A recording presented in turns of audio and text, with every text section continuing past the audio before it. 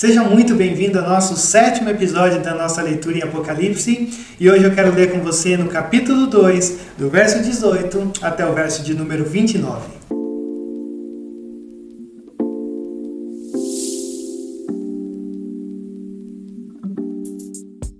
Se eu te perguntasse qual é o maior problema do nosso tempo, o que você me responderia?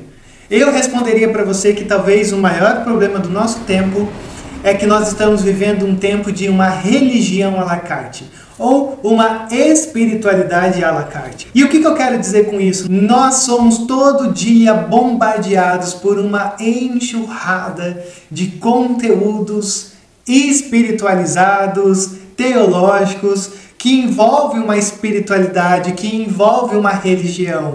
E a gente vai consumindo tudo isso, e tudo isso vai montando uma espécie de uma religião à la carte, onde você começa a perguntar para as pessoas, e as pessoas dizem que acreditam em alguma coisa que se identifica com aquela religião, mas também se identificam com outra coisa que não se identifica com essa, mas com essa. E aí a gente começa a montar uma espiritualidade meio Frankenstein, porque a gente vai pegando partes daquilo que a gente gosta e montando e dizendo, essa é a minha espiritualidade. Então talvez hoje o maior problema que a gente tem seja esse. Pegamos um pouquinho de cada religião e criamos a nossa própria espiritualidade. E qual que é o grande problema disso? O grande problema é que nós criamos uma espiritualidade a partir dos nossos gostos pessoais, e não daquilo que o verdadeiro Deus nos desafia a experimentar. E essa é uma carta que vivia esse dilema, uma carta que havia se apegado a algumas coisas de Deus, mas ao mesmo tempo tem tolerado algumas coisas e começado a criar essa espiritualidade à la carte. E aí Deus vai vir e vai dizer, eu não aceito isso, eu não tolero isso, porque vocês estão criando uma religião ao bel prazer de vocês. E o cristianismo não funciona ao bel prazer de vocês. Na verdade, negue a si mesmo, tome a sua cruz e me siga. Essa é a mensagem do Evangelho. Mas sem delongas, vamos olhar o verso 18. A carta começa dizendo assim, ao anjo da igreja em Tiatira escreva, essas são as palavras do Filho de Deus, cujos olhos são como chamas de fogo e os pés como bronze reluzente. 3 imagens. Filho de Deus. Filho de Deus é Cristo, não é César. César se autodenominava o Filho de Deus. E aqui Jesus já começa se apresentando como eu sou o verdadeiro Filho de Deus. Eu sou o divinos. Eu sou aquele que tem a autoridade suprema e absoluta. Não é César. Lembre-se você, essas igrejas estavam inseridas nesse contexto de César. Então é por isso que eles têm que ser lembrados. Eu sou o Senhor. Os meus olhos são como chama de fogo, ou seja, a pureza, a profundidade. Eu vejo quando ninguém vê. Eu enxergo quando você tenta esconder. Eu vejo o que está por trás daquilo que você tenta deixar despercebido. Então esses são os seus olhos, como também os seus pés são como um bronze reluzente, ou seja, a força, a poder, a autoridade. Então Jesus já abre dizendo para essa igreja que Ele é o Senhor, Ele está enxergando todas as coisas e os seus pés são poderosos. E aqui Ele já começa dizendo o que Ele tem visto. Conheça as suas obras, o seu amor, a sua fé, o seu serviço e a sua perseverança. E sei que você está fazendo mais ou melhor agora do que no princípio. E veja que coisa maravilhosa. Era uma igreja ou eram pessoas que estavam progredindo espiritualmente. Eu tenho visto sua fé, o amor, suas obras, o seu serviço, sua perseverança. E você é mais. E isso é tão encorajador, porque se existe uma coisa que a gente tem dificuldade é de progredir. Se existe uma coisa que é tão necessária para a nossa vida, é progredir. Porque geralmente a gente estaciona, a gente para. A gente se satisfaz com aquilo que a gente tem. A gente nunca pensa que pode ir mais, que pode ir além. E aqui o Senhor olha para essa igreja e diz, eu estou vendo vocês crescendo. Eu vejo que vocês crescem para dentro e vocês crescem para fora. Eu vejo o amor, a fé, mas eu vejo as obras. Então é um conjunto perfeito daquilo que a gente sonharia em experimentar, em ouvir do próprio Cristo dizendo a respeito de cada um de nós. Vocês estão progredindo. Mas ao mesmo tempo Cristo vê um regresso espiritual. E isso é uma baita de uma antítese. Como é que você pode crescer e regredir ao mesmo tempo? E olha só o verso 20. No entanto, contra você eu tenho isso. Você tolera Jezabel, aquela mulher que se diz profetiza. Com os seus ensinos ela induz os meus servos à imoralidade sexual e a comerem alimentos sacrificados aos ídolos. Eu estou vendo vocês crescerem, mas vocês estão fazendo vista grossa para algumas coisas, colocando panos quentes em outras. E vocês não podem entrar por esse caminho da Jezabel.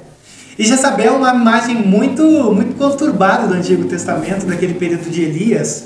Jezabel era casada com Acabe. E Jezabel simplesmente institucionalizou a adoração a Baal. Ela eliminava os profetas, ela sustentava 800 profetas de Baal com verba pública, construía um templo a Baal em Israel. Então Jezabel é essa mulher que o Senhor usa aqui como exemplo para dizer, vocês também têm uma Jezabel aí. E essa mulher é uma mulher influente, essa mulher é uma mulher que tem ensinado, que tem induzido, que tem criado essa confusão na mente de vocês. Então vocês estão dando ouvidos ou tolerando, dando espaço para uma mulher que tem ensinado sobre imoralidade sexual e comida sacrificada a ídolos, e vocês também. Vocês simplesmente estão criando essa religião à la carte. Porque o que vocês gostam, vocês pegam. O que vocês não gostam, vocês ignoram. E essa é a nossa tendência. Nós temos essa tendência dentro de nós, de criarmos uma religião ao nosso bel prazer. E assim a gente começa a criar uma religião que é boa de se experimentar. Uma religião que não nos confronta. Uma religião que não nos muda. Mas uma religião que simplesmente vai nos dando o aval para aquilo que nós queremos ser. Esse é o grande problema da religião à la carte. Ela nunca nos confronta. Então quando você pensa na sua crença, na sua fé, na onde você está, se aquilo que você ouve não te confronta, você pode ter certeza que você está pelo menos com um pé nessa religião à la carte. Uma religião que não confronta não é uma religião verdadeira. Porque se existe um exemplo que a gente tem em toda a Bíblia, de capa a capa, é que toda vez que Deus fala com um ser humano, Ele sempre o confronta. Ele sempre o tira dessa posição de criar uma religião ao seu bel prazer, para nos colocar na religião do prazer dele. E o Senhor continua dizendo o seguinte, verso 21, eu dei-lhe tempo para que ela se arrependesse da sua imoralidade sexual, mas ela não quer se arrepender. Deus ainda dá tempo para essa mulher. O julgamento divino, ele nunca é precipitado. Ele nunca é antecipado. Muito pelo contrário, o julgamento divino, ele é exato, em proporção ao tempo em que Deus está dando para você se arrepender. Mas essa mulher está sendo disciplinada pelos seus desvios, e a sua disciplina está tomando um grau proporcional ao seu pecado em não querer se arrepender. Olha o verso 22. Por isso, eu vou fazê-la adoecer, eu trarei grande sofrimento aos que cometem adultério com ela, a não ser que se arrependam das obras que ela pratica, e matarei os filhos dessa mulher. O que a gente tem aqui é um julgamento também em última instância. Porque o motivo principal dessa carta é para que todos se arrependam. Mas ninguém quer se arrepender. E aí o Senhor olha e diz, vocês vão colher o que vocês estão plantando. Verso 23, então todas as igrejas saberão que eu sou aquele que sonda mentes e corações. E retribuirei a cada um de vocês de acordo com as suas obras. Ou eu poderia dizer para você, o Senhor te retribuirá de acordo com o teu arrependimento. Porque existe essa condicionalidade sobre nós. Existe esse apelo divino. Vocês estão fazendo o que é contrário.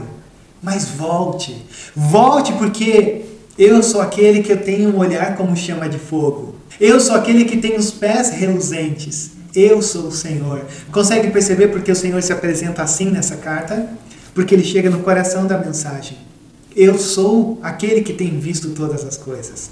E eu tenho autoridade sobre todas as coisas. E as outras igrejas aprenderão pela minha mão pesando sobre a vida de vocês. Verso 24, aos demais que estão em Tiatira, a vocês que não seguem a doutrina dela e não aprenderam, como eles dizem, os profundos segredos de Satanás, digo, não porei outra carga sobre vocês. Tão somente apeguem-se com firmeza ao que vocês têm até que eu venha. Veja só, vocês já sabem o caminho.